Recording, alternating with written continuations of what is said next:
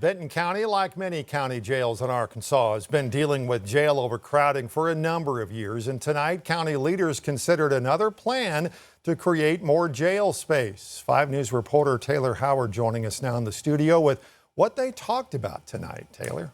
Darren, the quorum court decided it needed more time to review a proposal to give County Judge Barry Mooring the green light to apply for $35 million in federal funding.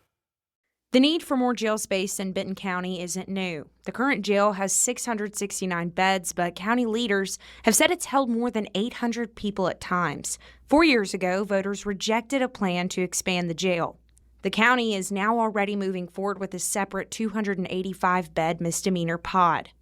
Thursday night, the quorum court considered a separate request for federal money, this time for new felony housing, but a final decision was postponed. We had moved this in case we had all the information that the sheriff's office was getting together. It's not all together. They have a date of September 11th when they will have it all together. That will be after. The court is seeking $35 million through a Justice Department program tied to immigration and criminal enforcement. And that's where another issue on Thursday night's agenda comes in. Benton County already has a partnership with ICE, which allows certain local law enforcement officers to help with federal immigration enforcement. The quorum court also discussed a separate fund to handle money tied to that agreement. Benton County encourages hate. That connection brought protesters to the meeting. We talk about funding, reimbursements, enforcement as if these numbers are on a spreadsheet, but behind those numbers are human beings. Protesters argue the county's ICE partnership and push for more jail space are connected. The federal grant application does not guarantee Benton County any money for jail funding. The 287G fund was discussed tonight for the second time, and there was no final vote on that item. The quorum court is expected to make a vote on that next month. And as for the $35 million grant, if it gets approved next month, Benton County still has to apply, and the Department of Justice would decide whether to award that money. Taylor Howard, 5 News. All right, Taylor, thanks. Fort Smith's police chief says significant changes are coming to how his officers use flock cameras. Chief says it comes after concerns from the community. Changes have already been implemented, including limiting searches to felony investigations and how other agencies can look at Fort Smith's data. Police say the searches have led to real results for the department, but they do understand the privacy concerns being raised. The city's contract with Flock ends next year.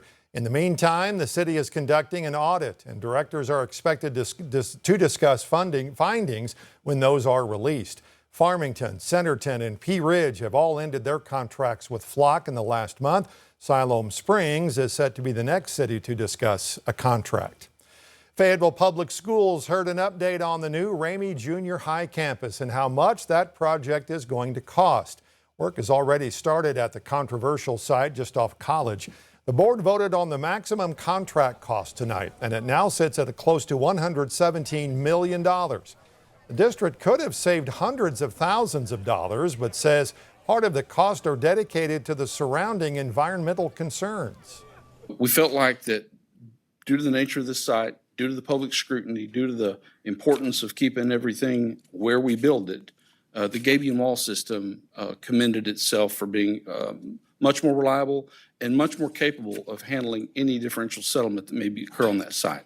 We felt like that due to the nature of this site, due to the public scrutiny, due to the importance of keeping everything where we build it, the gabion wall system commended itself for being much more reliable and much more capable of handling any differential settlement that may occur on that site. The new middle school is all electric, and the district says the school will not burn any fossil fuels. The school is expected to open for the 28-29 school year. A federal appeals court is upholding Arkansas's authority to regulate how health plans pay pharmacies. The ruling comes after a health benefits fund argued a rule set by the state conflicts with federal law. Arkansas's Rule 128 allows the state insurance commissioner to require additional fees when pharmacy payments are not considered fair and reasonable. Well, the plaintiffs argue a federal law governing employee benefit plans overrides that rule, but the court says the rule regulates pharmacy costs and not how health plans structure their benefits. The court also upheld reporting requirements that help the state determine whether pharmacies are being fairly compensated. Nearly $150 million headed to rural health care in Arkansas, and the governor says it's just the start of the state's efforts to transform rural health. The program created through the president's One Big Beautiful bill will send $55 million to efforts focused on telehealth and health monitoring. Another $93 million goes to efforts to improve specialty care, screenings, and trauma-ready services. We can't have a strong state without a healthy people. And thanks to the grants we're announcing today, we're giving a lifeline to providers who are in turn giving a lifeline to small communities in Arkansas. The state says it expects $209 million in awards by this fall. The state could get about $1 billion over the next 5 years.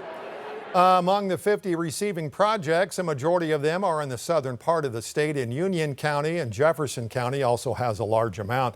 The biggest in our area are projects in Sebastian and Logan counties. Those include Baptist, Mercy, and the Arkansas Rural Health Partnership. In fact, Mercy Fort Smith is getting the most money for their initiative to preserve services in Boonville, Waldron, and in Paris. $12.7 million in total.